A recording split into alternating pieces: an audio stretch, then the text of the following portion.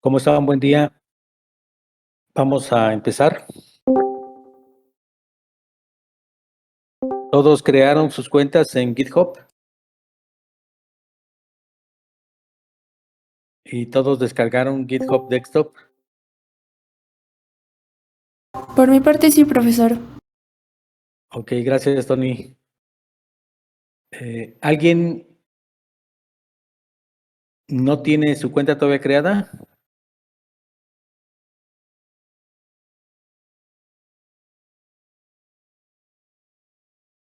Ok, entonces vamos a suponer que todos tienen su cuenta. Les voy a pedir que por favor creen una carpeta nueva por ahí en algún directorio y copien a esa carpeta, por ejemplo, los códigos que han estado trabajando para lo de cliente-servidor. Todos los códigos que han estado trabajando, que los copien a esa carpeta nueva.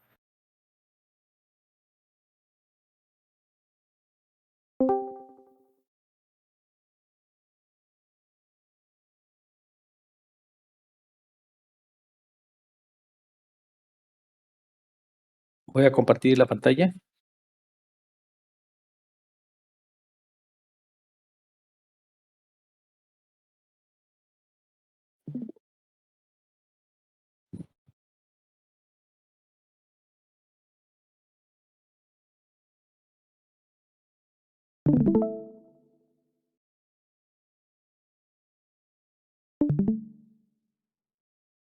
Ok. Para empezar, siempre que estamos trabajando en este tipo de proyectos, y sobre todo en proyectos más complejos, existe la necesidad de guardar o respaldar toda la información que nosotros vamos procesando. Y generalmente, a veces la guardamos de manera local, creando otra carpeta, poniéndole fecha y copiando ahí lo que queremos resguardar o queremos respaldar. Pero el problema que tenemos cuando hacemos eso es que si la máquina tiene algún problema o entra en un estado de crash, así le llaman, de crashing en general, pues toda la información que teníamos en la máquina se pierde totalmente. Entonces, la tendencia actual para la administración de proyectos es utilizar repositorios remotos donde nosotros podemos ir almacenando información. Uno de los repositorios que más se ocupan, si no es el que más, es precisamente el repositorio de GitHub.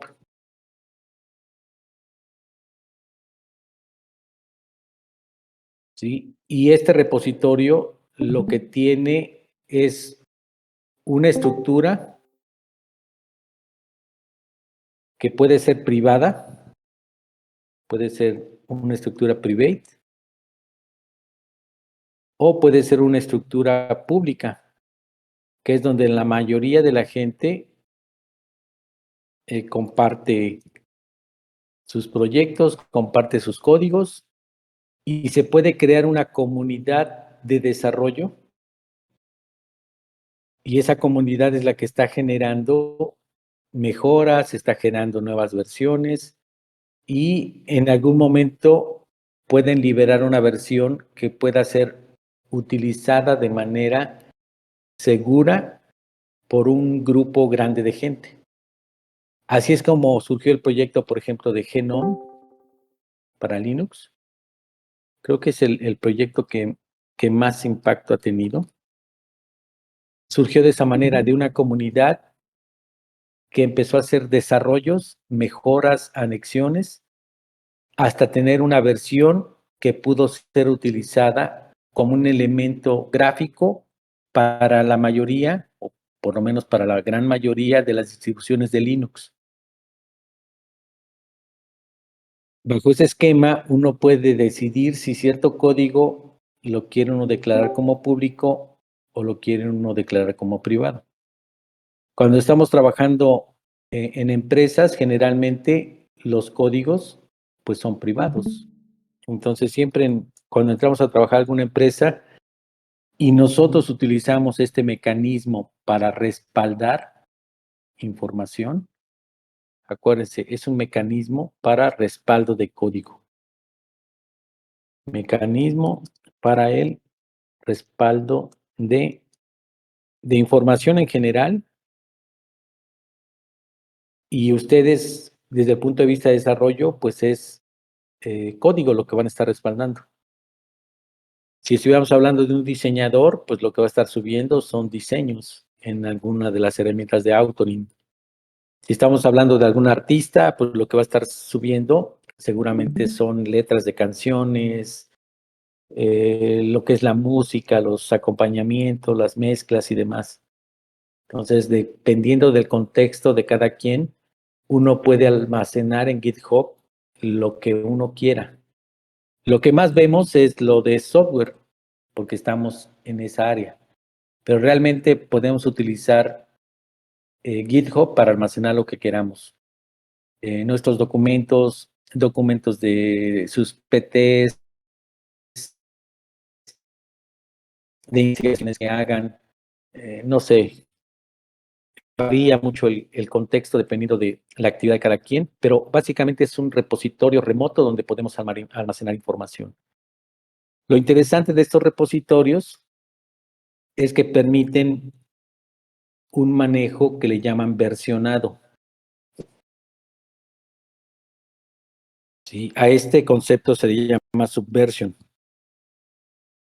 Entonces, bajo este concepto de subversion, yo puedo nombrar de alguna manera cada una de las actualizaciones que vaya realizando. Entonces, eso me permite que donde yo estoy trabajando, sí, si esta es mi casa, y obviamente estoy sacando toda la información de la computadora aquí, que todo lo que esté yo sacando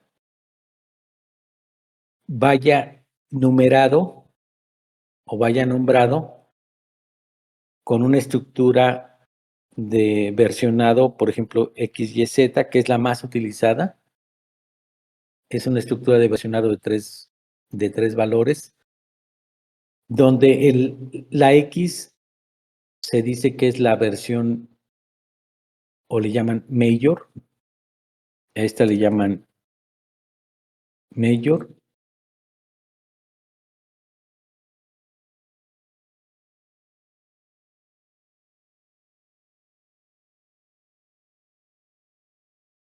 a Z le llaman el minor, y a la X tiene varios nombres. Algunos le dicen que es el middle. Y esta numeración de versiones básicamente nos indica que dependiendo de la actualización en el código que estemos haciendo, nosotros debemos de ocupar alguno de los números referenciados en la versión. Para empezar, la primera versión que sea liberada a producción de cualquier producto, la norma dice que debe ser numerada como 1.1.0.0. ¿Sí? Sobre esta, si hay correcciones o hay anexiones mínimas, lo que debemos de ocupar es el minor. Por ejemplo, si nos reportaron un problema, nosotros debemos de crear una versión para resolver ese problema en el código y numerar esa nueva versión modificando el minor, porque estamos haciendo un fix de un bug reportado o estamos haciendo alguna modificación menor. ¿Sí? Por ejemplo, nos equivocamos o sea, no es un error, pero nos equivocamos en que no tenía comentarios el código, agregamos comentarios, pero en esa versión que estamos modificando debemos de numerar en el último número en el minor el consecutivo en base a la última versión liberada. Entonces, en este caso tendríamos esto.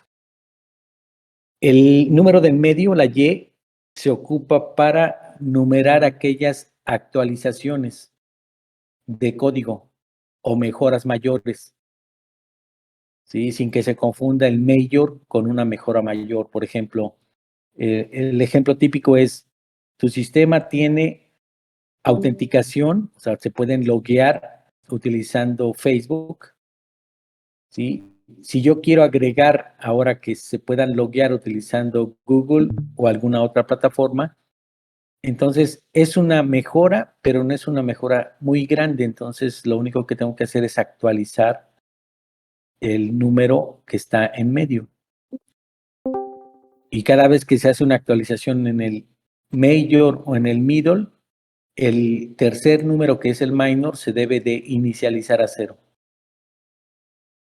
Por ejemplo, si estamos en esta versión y de repente agregamos que va a ser logueado aparte de Facebook por Google, entonces la siguiente versión debería de ser 120. Entonces, siempre que actualice yo el primer número o el segundo, debo de inicializar en 0 el último. Cuando cambio el major, por ejemplo, si esta implementación era totalmente utilizando Bootstrap, vamos a suponer que es un sistema web, y solo teníamos Bootstrap y obviamente CSS, JavaScript y HTML, y de repente saco una versión que ocupa Vue.js, o tal vez ocupe Angular, entonces es un cambio mayor, porque cambia toda la estructura de código, entonces tengo que hacer una actualización en el número de la versión mayor. Entonces, en este caso, la evolución de la siguiente versión sería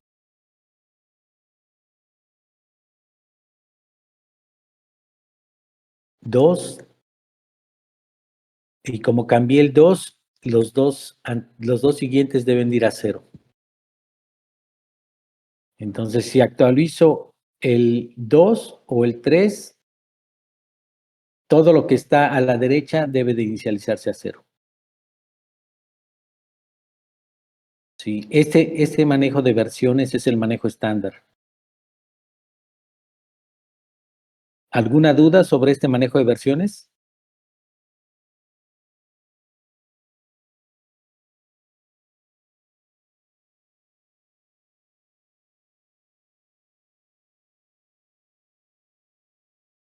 No, profe. Ok.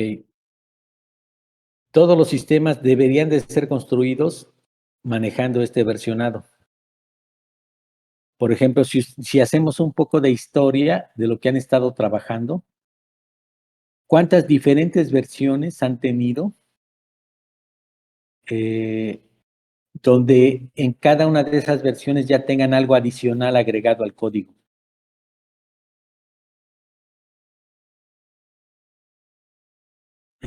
Si se acuerdan, empezamos con solo cliente-servidor con 3 funciones o 3 operaciones. Esa pudiera haber sido nuestra primera versión. ¿Sí? Después, cuando agregaban alguna nueva función, si tuviéramos ese caso, entonces tendríamos que ir incrementando. Como es un agregado menor, entonces deberíamos de haber creado la 101 o la 102, la 103. Pero cuando agregamos ya 2 servidores, entonces debió haber cambiado a la 120. Y cuando agregaron lo de la lectura, aunque no estaba todavía integrado con el hash table, cuando agregaron la lectura del JSON, debe de haber cambiado a 130. ¿Sí? Cuando agregaron lo de la validación por el hash table, sin vinculación con el JSON, pues era la 140.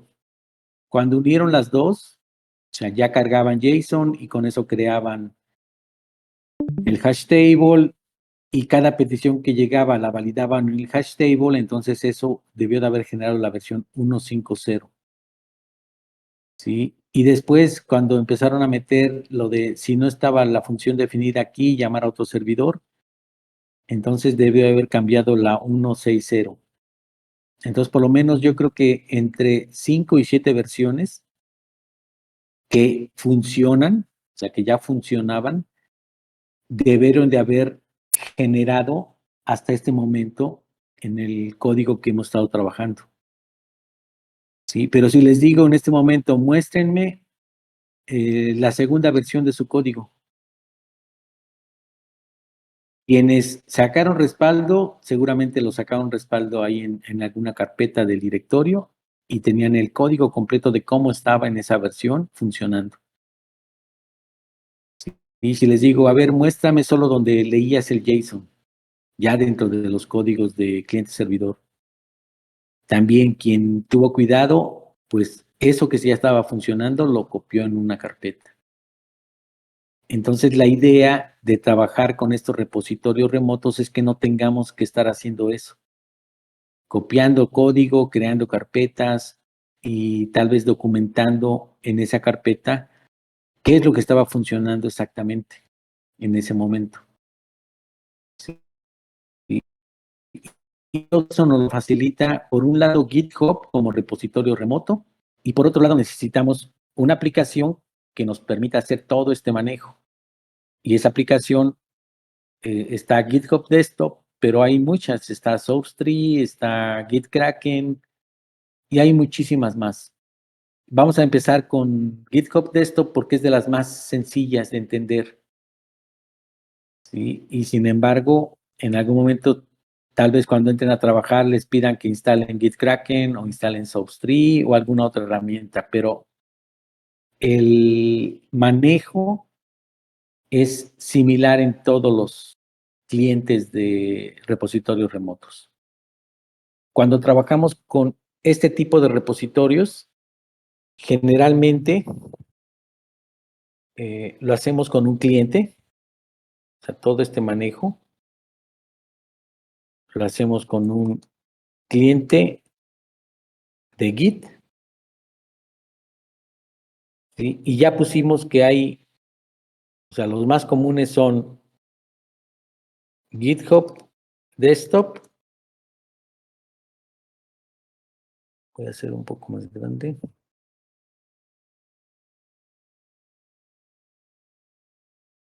Está también GitKraken. Está SourceTree. Esos son los 3 de los más utilizados. Y ahorita vamos a ver cómo se ven cada uno de los 3. Y con el que vamos a trabajar inicialmente es con GitHub. Siempre que trabajamos con estos elementos, hay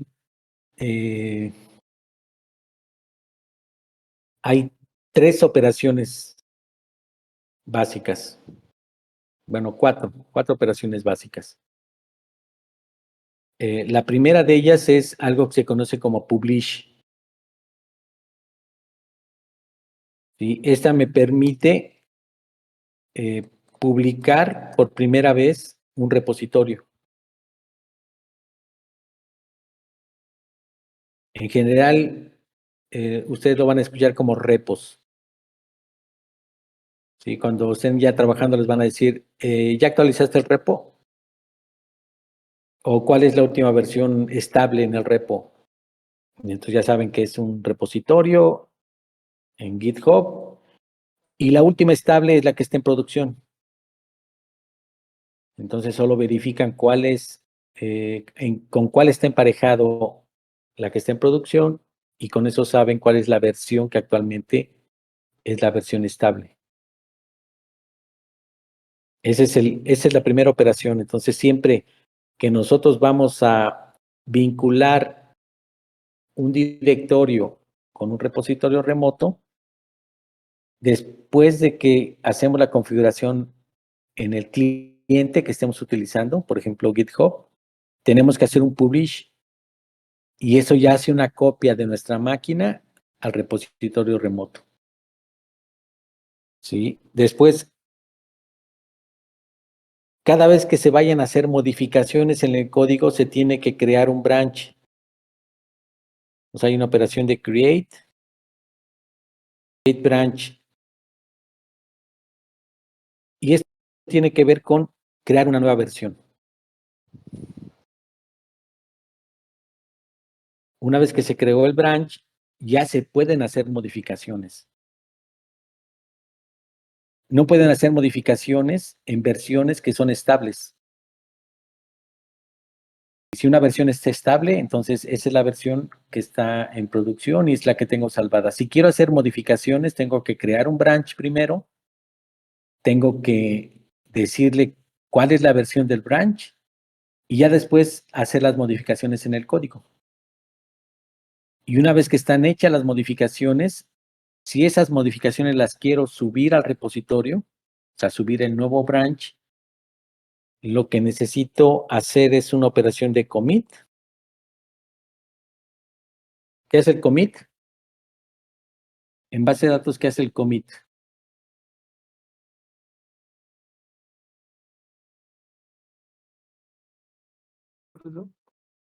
¿Perdón? ¿Le hace como un comentario? Tenemos que comentar el commit, pero ¿qué más hace el commit? Cuando Como una hablamos de confirmación, ¿no? es una confirmación de una actualización. Entonces, cuando hablamos de repositorios, el commit lo que hace es actualizar en el repositorio local todos los cambios que ustedes hicieron en el branch. Entonces, con eso ya actualizaron el repositorio local. Ahora lo que tienen que hacer es subirlo al remoto. Entonces, después del commit, lo voy a poner aquí adelante, tienen que hacer una operación de push. El push lo que hace es ya llevarse el repositorio local al remoto. ¿Sí? Entonces, acuérdense, siempre publish es cuando tienen un elemento nuevo en el local y quieren publicarlo en el remoto, utilizan el publish. Cuando queremos hacer modificaciones en el código, lo primero que tienen que hacer, de hecho se hace, después de que hacen el commit y el push, y ya es una versión estable, lo que se hace inmediatamente es crear un branch.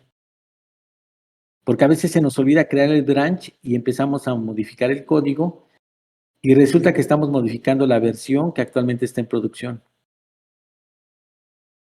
Y entonces, por seguridad, es una vez que yo hago el commit y el push para una versión que va a estar en producción, la que ya se va a liberar, inmediatamente creo el siguiente branch.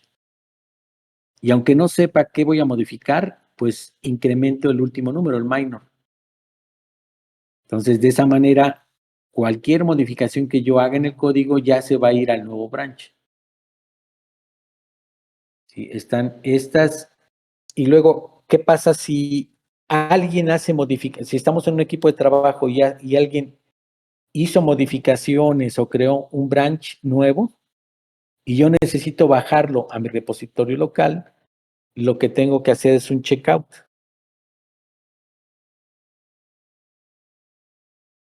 ¿Sí? Es un checkout y un fetch. Esas son las dos operaciones si yo quisiera traerme lo que está en el repo a mi máquina. O sea, si estoy trabajando con alguien más en un proyecto y él subió modificaciones, GitHub me avisa que hay modificaciones.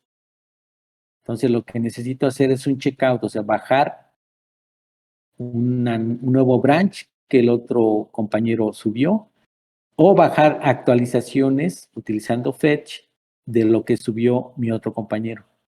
Estas son las operaciones que más se ocupan dentro de la parte de Git. Hay muchísimas más, pero ya conforme vayamos trabajando las vemos. Por ejemplo, ¿qué pasa si yo me equivoqué y creé un branch que no debió de haber sido creado? Pues necesito borrar el branch, entonces hay operaciones para borrar el branch.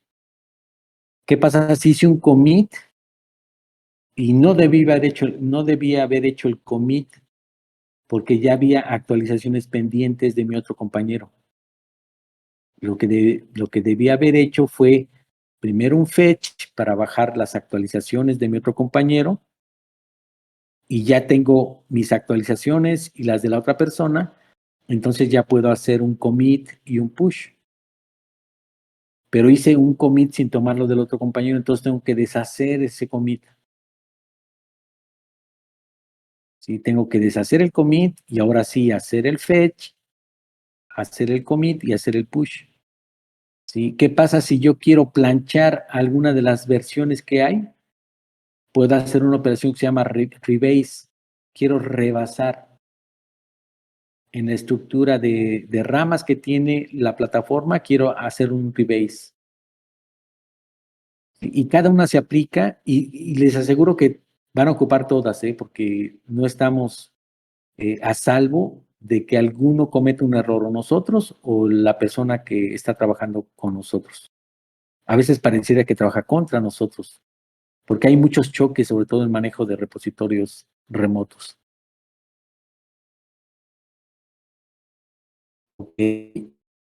¿Cómo trabajan las otras opciones? Por ejemplo, este es SourceTree. Yo tengo aquí las versiones, tengo aquí cada una de las versiones. Y si se dan cuenta, cada una de las versiones está etiquetada. Por ejemplo, este es el comentario de esa versión. ¿Sí? Probando compras para remarketing. Este es un proyecto sobre tracking en ventas de comercio electrónico. Sí, por ejemplo, esta. Sí, agregando datos de remarketing para eventos de Google Ads. Y los eventos que se trabajaron fue agregar al carrito, ver un elemento en una tienda o hacer una compra. Y generalmente todos los administradores de repositorio les dicen qué códigos se modificaron. Por ejemplo, aquí fue este código. Aquí les dice en verde que fueron cosas que se agregaron. ¿Sí? Y en rojo fueron cosas que se eliminaron. Y si hay un símbolo de un más de este lado, ese es indicativo de que fue un código nuevo que se agregó. Entonces aquí en esta ventana tienen lo que se agregó o lo que se eliminó y aquí la lista de archivos que fueron afectados. Por ejemplo, aquí en SourceTree, el que está en producción se llama master. Es el que está en producción.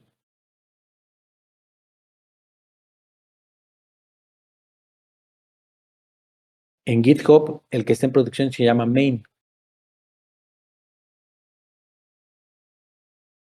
¿Qué más es importante? Por ejemplo, aquí, si hubiera una versión que yo no tengo, por ejemplo, de esta versión, tengo alguna. Si hubiera alguna versión que no tuviera, entonces puedo hacer un checkout. O sea, puedo traérmela. Este es el repositorio remoto, como lo dice aquí, y este es el local.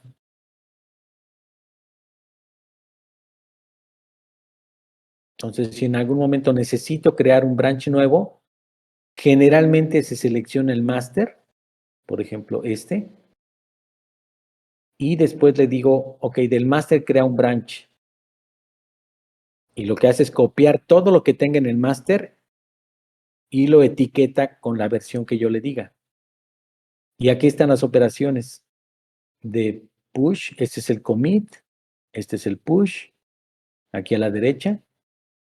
Luego está el fetch, Fetch y Pull me permiten traerme cambios del remoto a local. Y está el branch para crear una carpeta, perdón, una versión nueva. Y está el merge. Cuando una versión ya la quiero poner en producción, tengo que hacer un merge con el master o con el main. ¿Sí? Porque acuérdense que el master es la que está actualmente en producción. O sea, es como la caja que ya voy a vender. Entonces, cada vez que voy a sacar un nuevo producto, tengo que meterlo en esa caja y ya sacar la producción. Si tengo la 10, la 1011, ya la quisiera yo subir a producción, tengo que hacer un merge con el master. Y ya que esté en el master, ya la puedo subir a producción. ¿Sí? Otro que es más visual es GitKraken. ¿Sí? Y depende aquí de con quién estén trabajando, el que les pidan que utilicen. Este es GitKraken.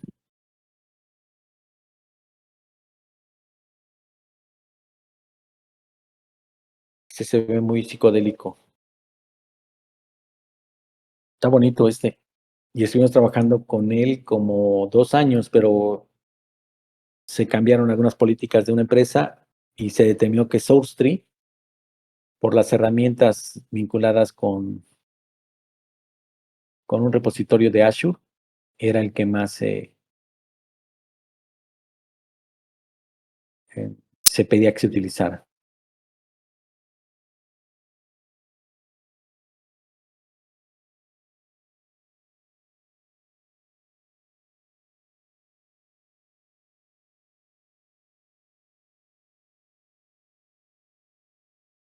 Por ejemplo, aquí dice Opening Repo, o sea, está abriendo el repo. ¿Sí? Y estos son los repositorios, las versiones que se tienen, y aquí está la estructura de cada una de esas versiones. Por ejemplo, es la 101. Fíjense, esta versión se dejó como versión de prueba. Luego está la 102, la 103. El máster, la 103 se subió al máster. Y de aquí se creó una versión 105 que se quedó también con una versión de prueba. Y se generó también la 104. Entonces, en base a esa estructura se puede determinar que la que está en producción actualmente es la 103, porque es la que está vinculada al máster.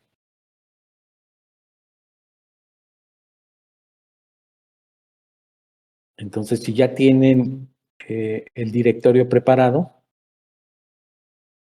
por favor, abran GitHub Desktop. Seguramente les va a pedir que se firmen o autentiquen con su cuenta de GitHub que crearon.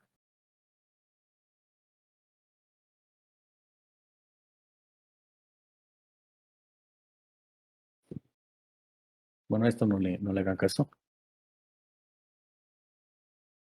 Hace un momento dije que en las vistas, las líneas rojas son líneas que se eliminaron y las líneas verdes son líneas que se agregaron.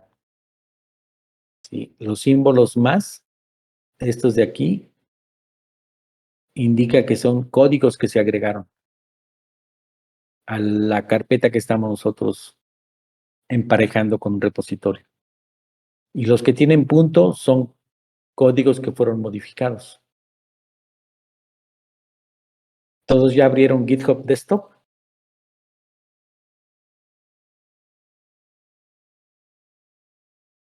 Ok. Entonces vamos en la opción de File, vamos a decirle que queremos agregar un repositorio local. Que voy a seleccionar este. Y en Choose voy a seleccionar el directorio que quiero subir a GitHub. Entonces vamos a darle seleccionar. Y voy a subir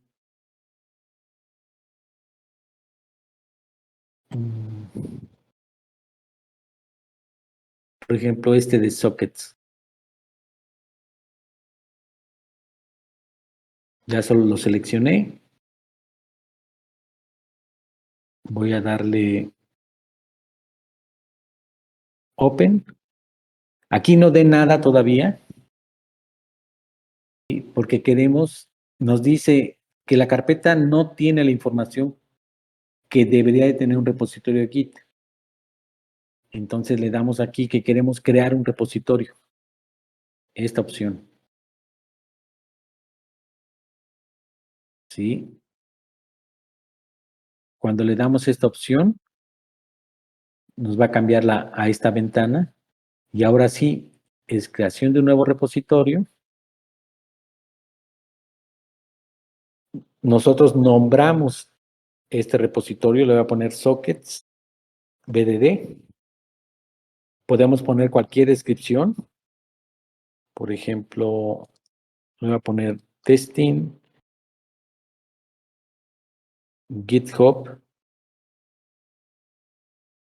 Así lo voy a poner. Es un repositorio que puede ser en algún momento del dominio público. Entonces, generalmente, todo lo que compartimos debe de llevar un archivo README. Entonces, le voy a decir aquí que lo inicialice con un README. Y lo que tiene este README son los derechos de uso. O sea, si lo usas, por ejemplo, debes darme el crédito. No sé si han visto ustedes o han utilizado código que diga eso. ¿Sí? Por ejemplo, sobre todo los iconos o las imágenes que en teoría son libres o gratuitas, tienen una cláusula que dice, si las ocupas en alguna parte de donde las ocupes, debes de darme el crédito de uso. O sea, se debe decir, estas imágenes fueron tomadas del portal fulano de tal. No sé si alguien ha visto ese tipo de avisos o anuncios. Sí, profe. Y también esto pasa en los templates para web. Los templates que están gratuitos para web, vienen las cláusulas, dice, no puedes modificar la última línea que aparece en el footer de la página. Y en el footer aparece design by, y tiene el nombre, y tiene el correo, y tiene la URL. No sé si cuando llevaron ingeniería web, bajaron algún template y vieron que estaba esa cláusula para uso.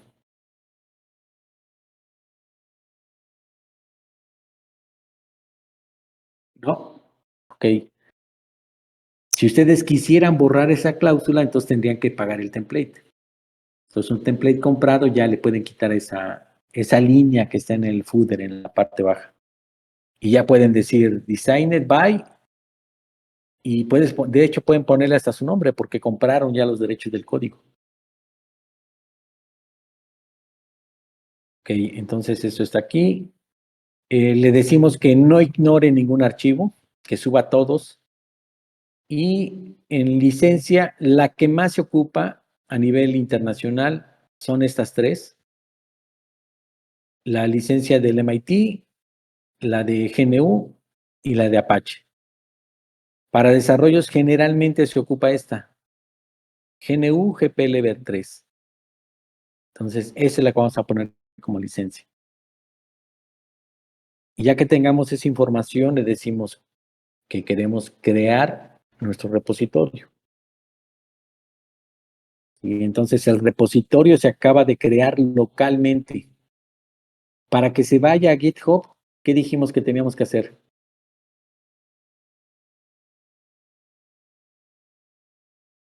¿Publicar el repositorio? Publicarlo. Sí, gracias. Hacer este publish. Entonces, si yo abro mi GitHub,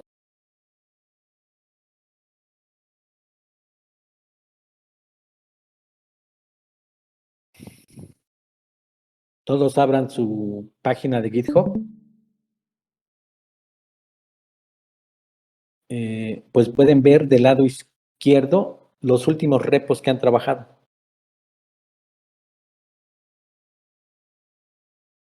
Y no aparece en este momento, no aparece el nuevo repo que tenemos localmente.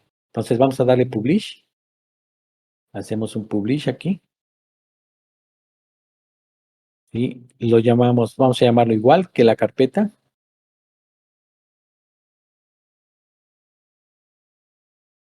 Y aquí este aviso de mantener este código como privado es lo que comentamos al inicio. Su código puede ser privado o puede ser público. Si es público, cualquier persona que tenga una cuenta de Git lo puede ver. Y obviamente lo puede descargar. Y también lo puede descargar, lo puede mejorar y volver a subirlo otra vez. Esta es una de las plataformas que más se ocupan para proyectos cooperativos o colaborativos. ¿Sí? Entonces, le vamos a decir que sea privado y le digo ya que publique el repo.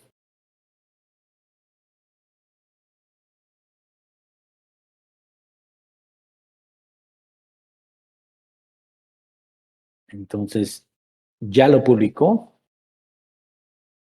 y yo si actualizo aquí, ya lo puedo ver. Aquí está sockets BDD. O sea, ya lo tengo remotamente, ya lo tengo respaldado. Y si entro, pues voy a ver todo lo que tengo en esa carpeta, más el README,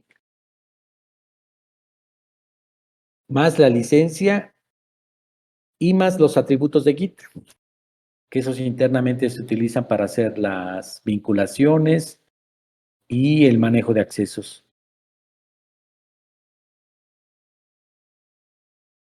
Entonces hagan el publish y verifiquen que ya esté disponible en su página de GitHub.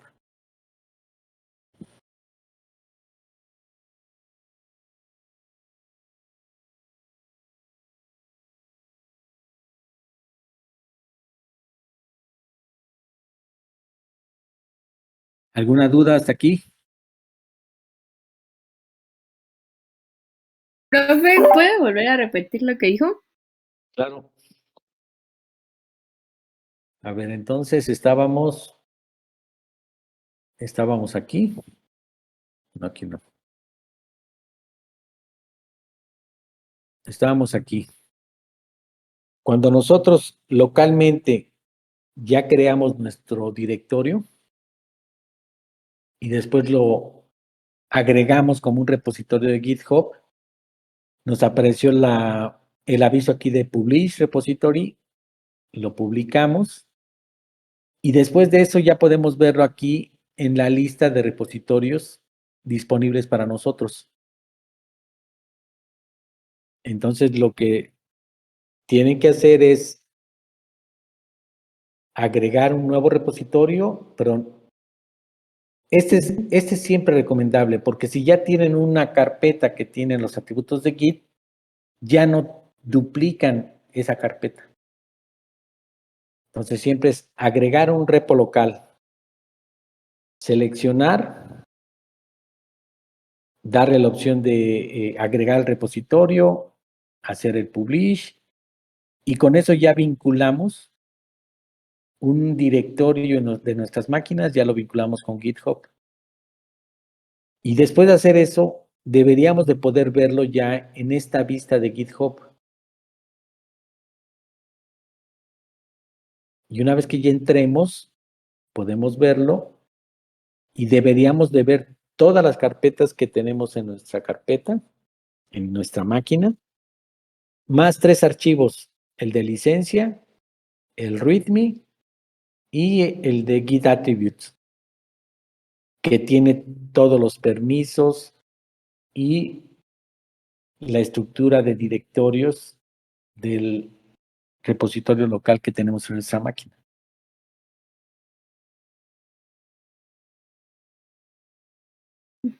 Gracias. Sí, de nada. ¿Todos pudieron ver ya su repositorio en GitHub? Profe, Sí. entonces supongo que si lo ponemos a clonar, nos va a crear otra, o sea, bueno, vale, la redundancia, clonar el proyecto, pero ya en la carpeta de GitHub, ¿no? Que tenemos en el escritorio. Este de O aquí, sí, o no, o al sea, si principio, le- en vez de agregar el local repository, si le damos a clonar, nos la va a duplicar, por así decirlo. pero ¿en qué? ¿En GitHub o aquí en la En página? GitHub, no en GitHub. A ver, ¿en qué opción dices? Cuando le damos a file, para agregar el local, el repositorio local.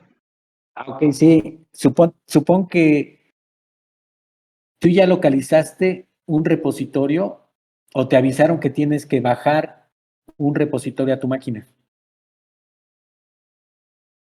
Entonces, alguien te invitó a un proyecto y tú puedes ver ese proyecto porque tienes permisos en la página web, pero no lo tienes todavía en tu máquina. Entonces, para que lo bajes a tu máquina y esté vinculado con GitHub, tienes que clonarlo. Entonces, en ese caso se ocupa el clonar repositorio. Ah, sí, cierto, lo estaba confundiendo. Sí, como Sí. ahorita que subí un proyecto que tenía, pensé que me iba como a crear la carpeta en la carpeta original que tengo de GitHub, pero no, como que la jaló directo de la otra carpeta que tenía. Sí. Por ejemplo, ahorita lo que vamos a hacer al final es que, como han estado trabajando en equipos, van a darse permisos entre ustedes para que puedan ver esa carpeta que subieron. No sé si sea la de la última versión del proyecto que tienen, pero para que vean esos permisos y vean de qué manera les llegan las notificaciones cuando algunos de ustedes hace anexiones a código o agrega archivos o elimina archivos. ¿Sí? Entonces, no sé si tengan alguna duda hasta aquí.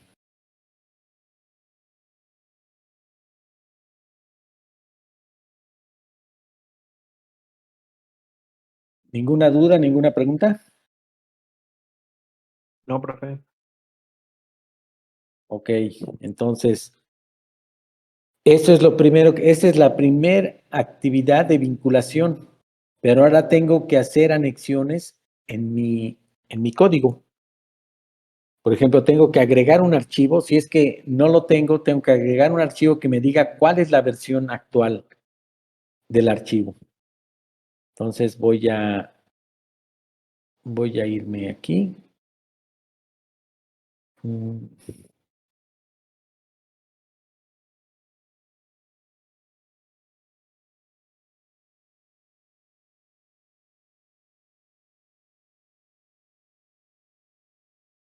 ¿Dónde lo tenía eso?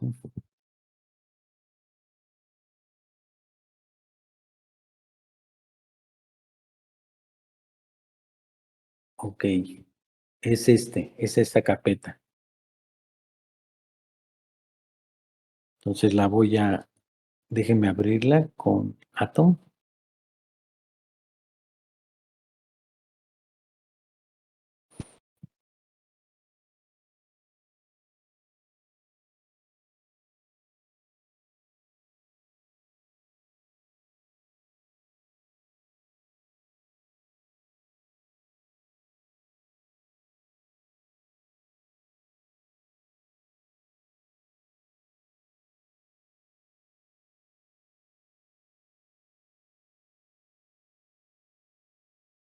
Ok, es esta carpeta la que acabo de, bueno, estos son los .class.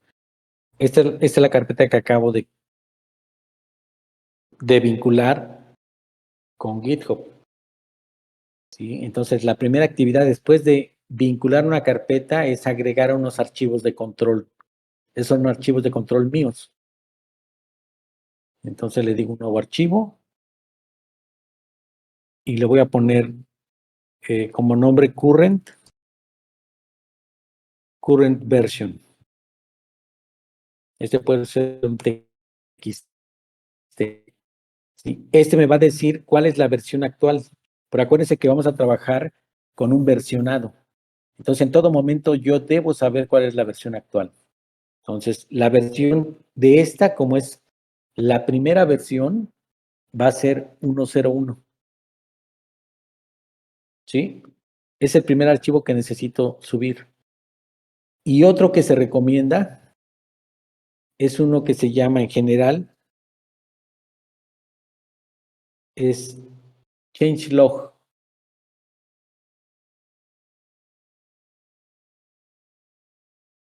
Y este es un archivo que debería de decirme para cada una de las versiones qué es lo que se hizo. ¿Sí? Por ejemplo, voy a etiquetarlo así. Es la versión 101.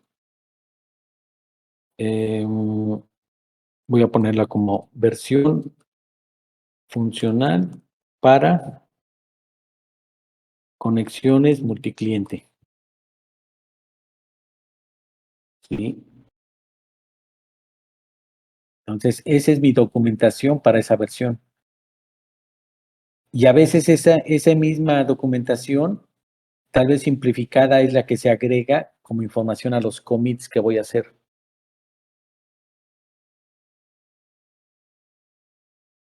Entonces, ya que tengo esos dos archivos, version y changelog,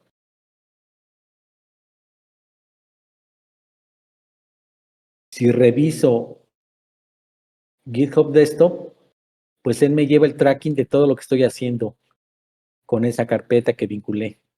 Entonces me dice que agregué, este símbolo más fue de agregaste estos dos archivos.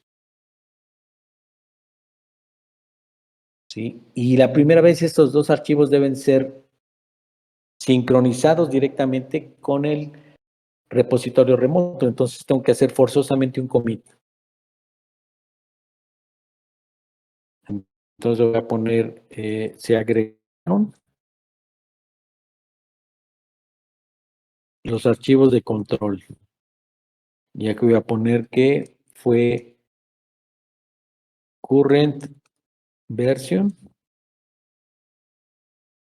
y fue changelog. Estos fueron los que se agregaron. Y ya que documenté el commit, pues hago el commit y lo va a hacer a main. Acuérdense que en GitHub es main, en Kraken y en SourceTree es master, pero el significado es lo mismo, es la versión que va a estar como versión estable, como versión actual. Entonces, ya que documenté esto, le doy un commit. ¿Sí? Ya hice el commit y ese actualiza mi repo local. Entonces, ahora tengo que hacer una actualización del repositorio remoto. Entonces, después del commit, tengo que hacer el push, este push. ¿Sí? Hago el push. Y con eso, mi repositorio remoto debe ser actualizado. Entonces, si me voy a mi repo remoto y le doy a actualizar, pues está aquí ya el changelog y está el current version. ¿Sí? Y los puedo ver. Puedo ver qué es lo que tienen. También current version, puedo ver qué es lo que tiene. A ver, creo que no salvé el versions.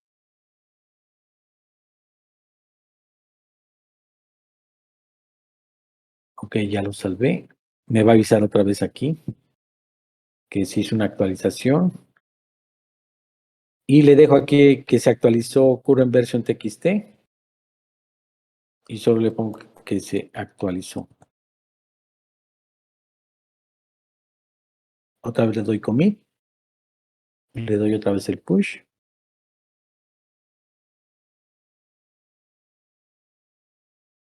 Y cambio aquí a mi vista.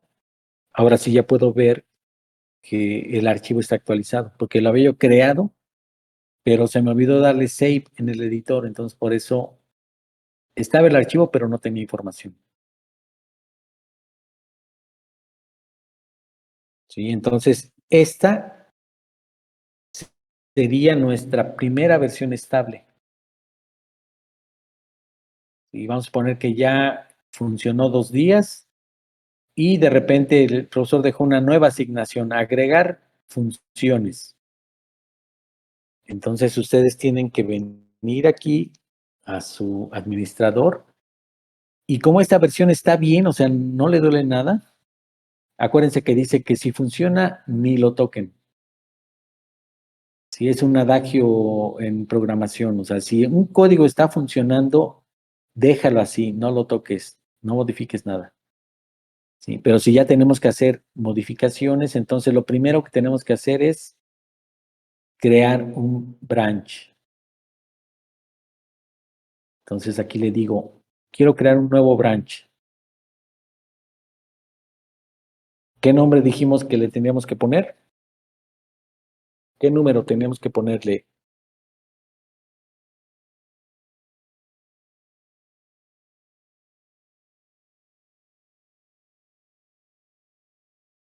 ¿Cuál es la versión que tenemos actualmente en producción para este ejemplo? La 1.0.0. La 1.0.0. Si este es un cambio menor, ¿qué número de versión debería de ser? 1.0.1, ¿no? 1.0.1. ¿Sí? Entonces ya con esta nueva versión, le digo que cree el branch, ¿sí? Y otra vez el branch está local, pero necesito publicarlo. Entonces le digo publica el branch. ¿Sí? Ya se publicó el branch. Eso quiere decir que ahora tengo ya una copia del proyecto en un branch que se llama 101 y tiene exactamente lo mismo. Si vemos, vamos a verlo. Aquí. Voy a darle a actualizar. Para empezar, me dice que ya hay 2 branches. Uno es el principal, que es el main, y el otro es el 101. Pero fíjense, si yo cambio a uno o a otro, pues son exactamente lo mismo, porque no he cambiado nada. ¿Sí? ¿Qué es lo primero que debería de cambiar? Este que estoy aquí es el código del branch que tenga yo activo aquí. Por ejemplo, el branch actual es el 101, entonces este código es el del 101. Si yo me cambio aquí al main, este código es el del main, el del 100. No vemos ningún cambio porque son exactamente los mismos. Entonces, si yo estoy en el branch 101, ¿qué es lo primero que debo de cambiar aquí? Para que no me confunda.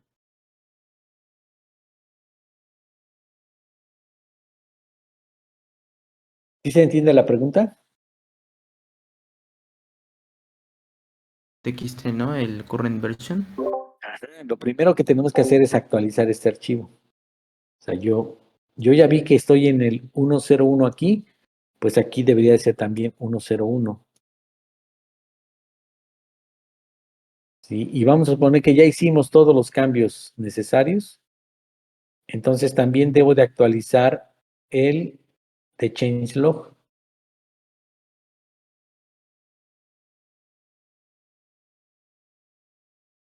Es más, aquí falta la fecha.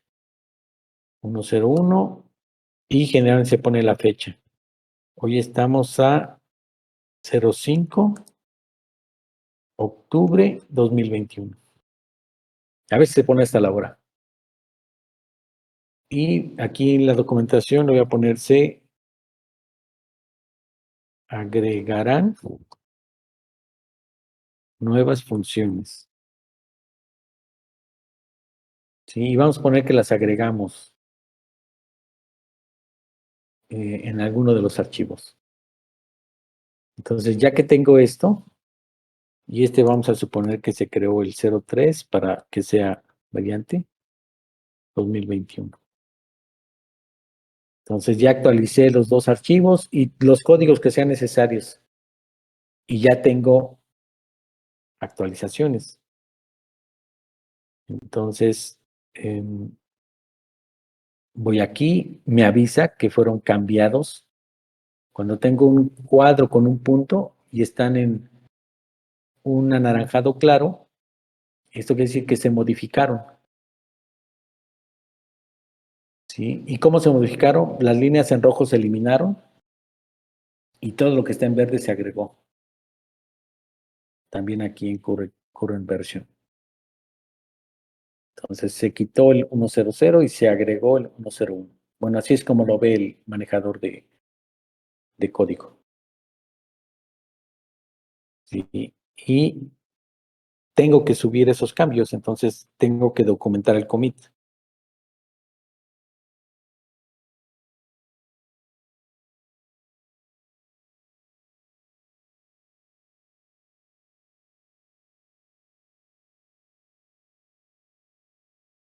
Y aquí le digo cuáles se actualizaron. Changelog. Current version. Y vamos a suponer que todos los Java. Bueno, no fue así, pero vamos a suponer que fueron todos los Java se actualizaron. Entonces, ya que tengo esto, hago otra vez el commit. Ya que tengo el commit, hago el push. ¿Sí? Y todo lo que hice ahora está vinculado a la 101. Entonces, si yo me voy aquí y les doy a actualizar,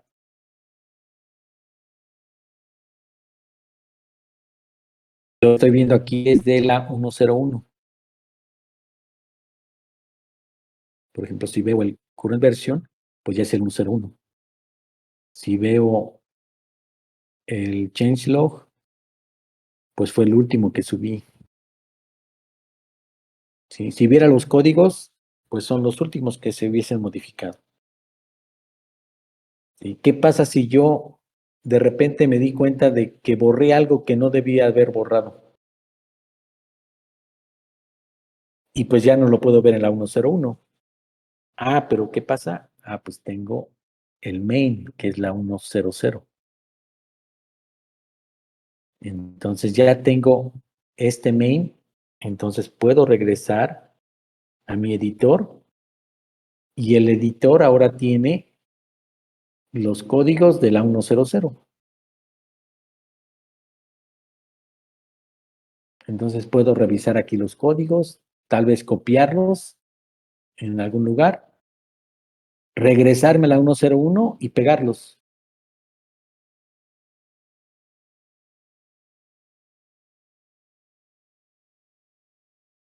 Sí, puedo. Ok, ya vi qué es lo que borré. Ah, pues vuelve a cambiarte otra vez a la 101. ¿Sí? Ya estoy aquí en la 101, entonces me voy al archivo que vi que se alteró, regreso las funciones que me había yo llevado y vuelvo a hacer la actualización. Entonces, cada vez que cambie yo en el GitHub, realmente estoy cambiando todo el repositorio completo. Entonces, puedo ver la historia de todas las versiones. Y también puedo ver aquí la historia de todo lo que ha estado pasando. Y obviamente, quién lo ha hecho. Sí, por si en algún momento hay una falla en el código, pues veo quiénes fueron los últimos que modificaron. Y ya me comunico con ellos y se ve de qué manera resolver eso. Y por ejemplo, en este proyecto, Multicontent, somos varios los que estamos colaborando. Por ejemplo, está Santiago, que se acaba de integrar al equipo. Está Eduardo, que es un compañero de ustedes egresado. y estoy yo, los tres estamos participando en este proyecto. Entonces, cada cambio que se hace, sabemos quién lo hizo, cuándo lo hizo y a qué horas lo hizo. Y obviamente cada cambio, qué archivos modificó. Sí, por ejemplo, aquí están, todos estos se modificaron.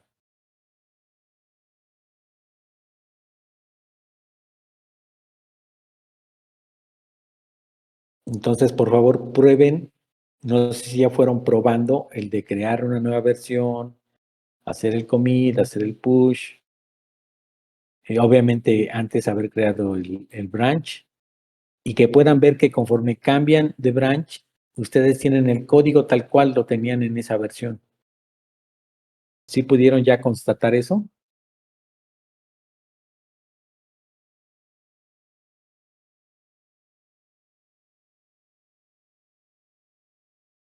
Sí, profe, yo tengo una duda. Sí, dime. Y si la otra persona hizo la modificación y queremos ver si se hicieron modificaciones, ¿en qué parte en el GitHub podríamos hacer eso? A ver, vamos a hacer eso. Van a entrar ahorita.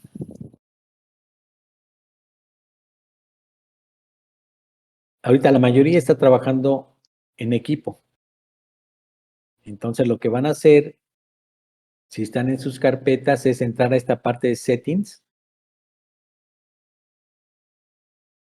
Si entramos a settings.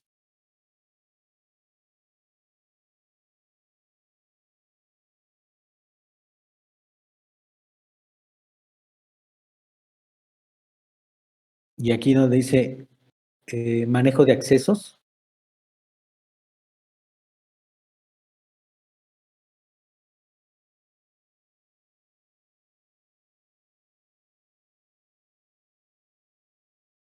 Yo puedo agregar a personas en el proyecto, o sea, a este repositorio. Entonces, por favor, lo que van a hacer es compartir su carpeta con la persona con la que están trabajando,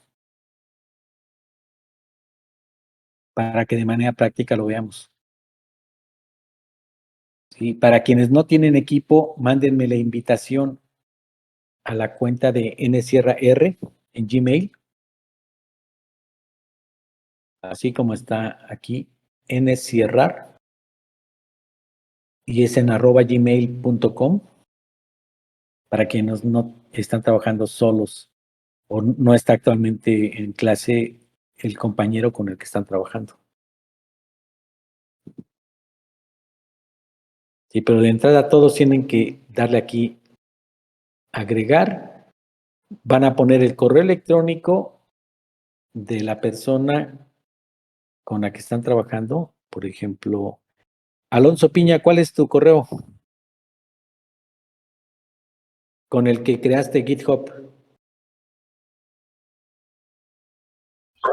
Sí, se lo mando por escrito. Sí, si quieres aquí en el chat, mándalo, por favor, Sí. en la sesión 13.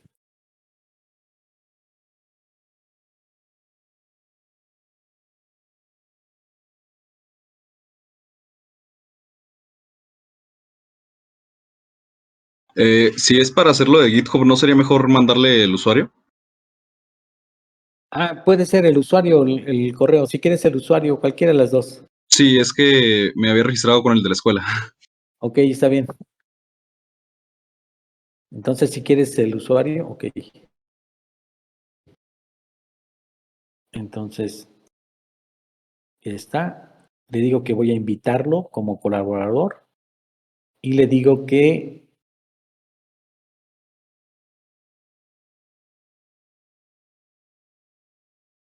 ok, y ahorita a él ya le llegó la solicitud. Cuando él acepte, aquí me va a decir que ya está activo. Aquí está, que está pendiente la invitación.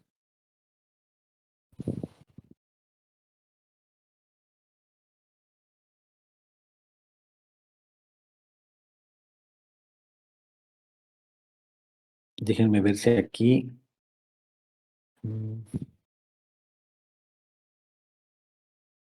6, 11.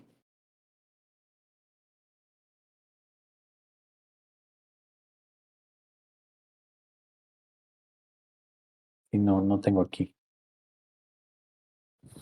Pero, por ejemplo, si alguien hubiera hecho modificaciones en esta versión, aquí me aparecería en el pool, me aparecería un mensaje de cuántas modificaciones hay en el remoto que yo no tengo. Entonces, lo que tendría que hacer es darle clic aquí en el pool y con eso bajo las modificaciones del remoto a mi local.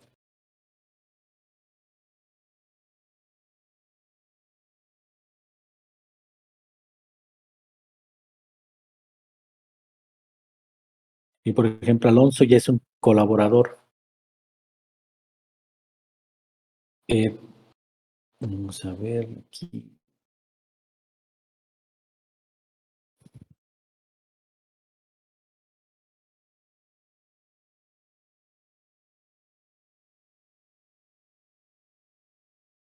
En esta parte, Alonso, Sí,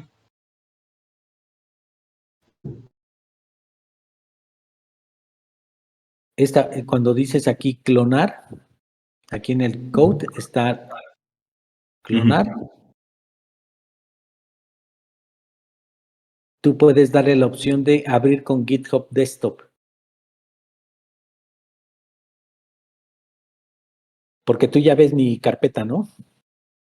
Si le das a actualizar en tu vista de GitHub. sí, ya la veo. Ok, entonces entra a mi carpeta aquí en Code. Es más, no sé si puedas compartirnos la pantalla para que todos veamos, por favor.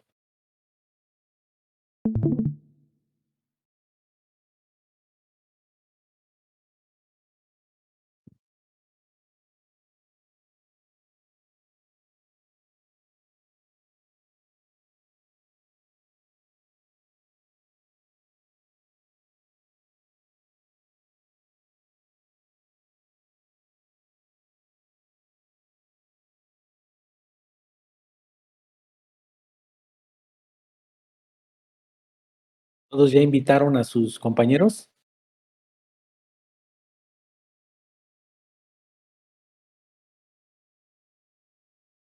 ¿Alguien me mandó la invitación a mí para que responda yo la solicitud?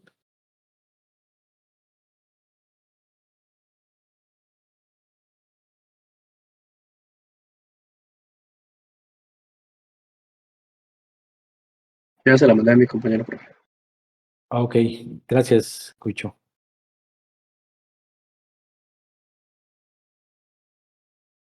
Más que conteste mi solicitud, es Carlos Catarín. Como me conteste en WhatsApp, pues,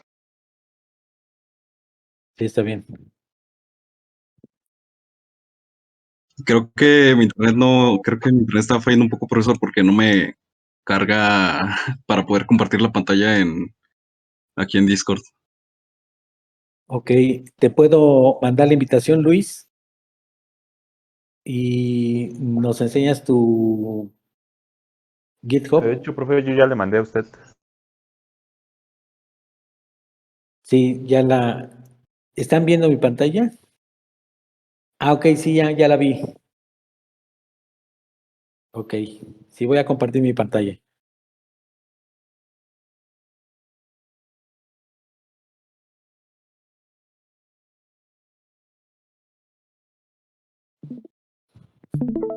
Por ejemplo, me llegó la invitación de Luis, la acepté y yo puedo ver ahora lo que Luis subió. ¿Sí? Puedo, lo mismo que comenté hace un momento, puedo darle abrir con GitHub Desktop. Esta es la URL para clonar el repositorio. ¿Sí? Si se acuerdan, la que aparecía aquí, cuando le doy clonar, esta URL es la de clonar.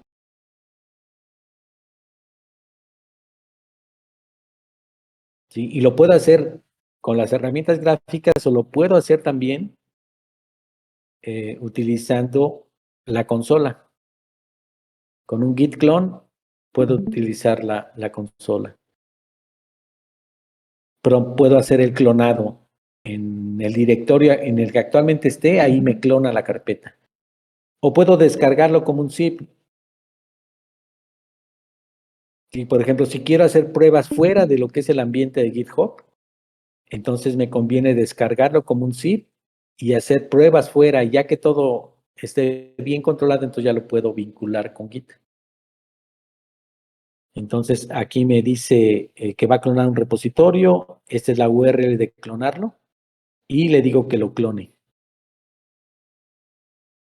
¿Sí? Y ya lo cloné. El repositorio se llama Distributed Server. Y yo puedo hacer trabajos como si estuviera o como si originalmente ese fuera mi código.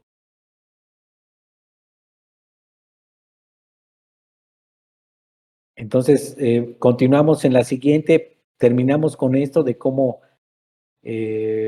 hacer modificaciones ya en trabajos colaborativos